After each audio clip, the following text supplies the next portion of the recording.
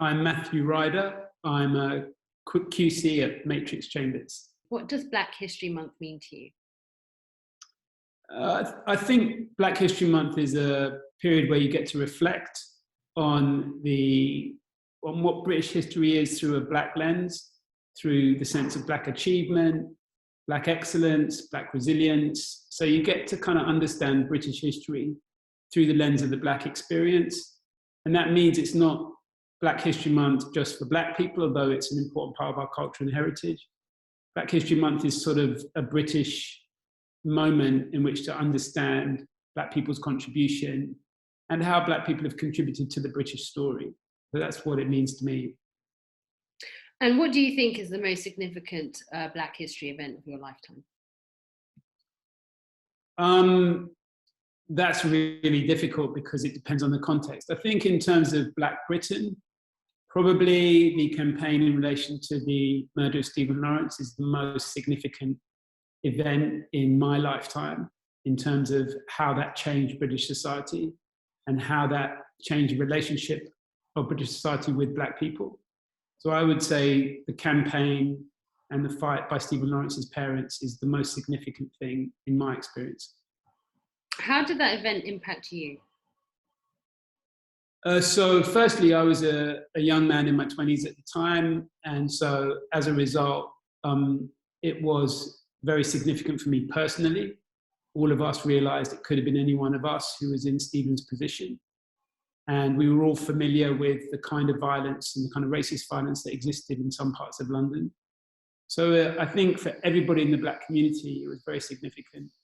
And then for me as a lawyer, it was a moment for me to feel like I could use my legal skills to do something really impactful and powerful in some way to help the struggle that Stephen Lawrence's parents were having in getting justice.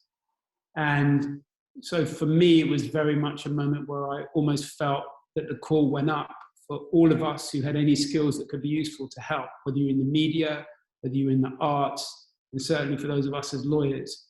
So I got involved in campaigning and then I got involved in the case itself. So for me, it was a really life-changing opportunity to be able to use my legal skills to work for Neville and Doreen Lawrence. And that was one of the biggest privileges of my career. Okay, so Matthew, final question. Who is your Black history unsung hero? I think probably it's quite difficult to choose one, so I'm going to cheat and I think I'll choose three. The first one would be my mother, Marlene Ryder. She came to this country from Jamaica in 1958. And the reason why I choose her, obviously because she's my mother, but secondly because this year the National Associations of CABs are honouring her during Black History Month for setting up the Brent Citizen Advice Bureau and for the service that she gave to CAB, but also because of the work she did locally as a non-executive director of the local hospital, helping set up the sickle cell unit. And she set up the first Black workers group, helped set up the first Black workers group in the CAB. So she was a really important campaigner and a bit of an important figure in the history of the CAB. And it's really beautiful to see them honouring her this year in Black History Month. So I'm really proud of that. She's my mother. So she's obviously at the top of the list of my heroes for Black History Month. The second one would be Linda Dobbs, who most people who are lawyers will know is the first ever Black High Court judge and still the only ever Black High Court judge. And it's very difficult to overstate how significant that is over hundreds and hundreds of years of British legal history. One Black woman who's come through the ranks to be the first ever Black High Court judge is an amazing bit of history.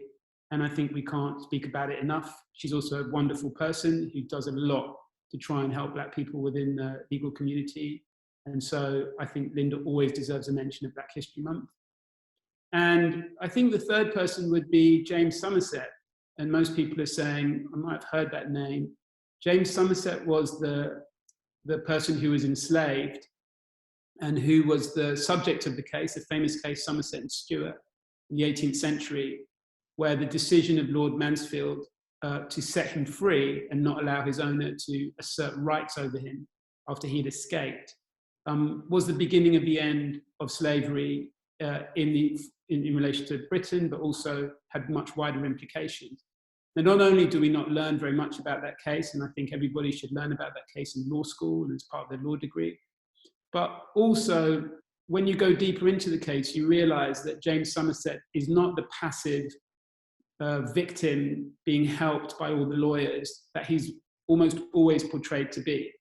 Actually, when you really analyze what went on, how he escaped, how he planned his escape, how when he was captured in Covent Garden and held in Shad Thames, he got word out to make sure he got freed, and then how he was the one that went to the lawyers himself to decide who he wanted to instruct, what his case was about. He must have pitched it to the funders of the case to say, I really want you to help me. And he was a very shrewd, smart, tactical person, fully participating in freeing himself and ensuring the law changed to free himself. Now, that bit of the story of Somerset and Stewart is almost never told. And somewhere down the line, someone needs to understand that there was a black man in that position, a black person in that position, who was working really hard and really using his tactical brain to help change the law to free himself. And I think in Black History Month, we should probably recognize that not only is that case important and the lawyers who worked on it important, but the person who was the subject of that case is also really important. Thank you so much, Matthew. Thanks.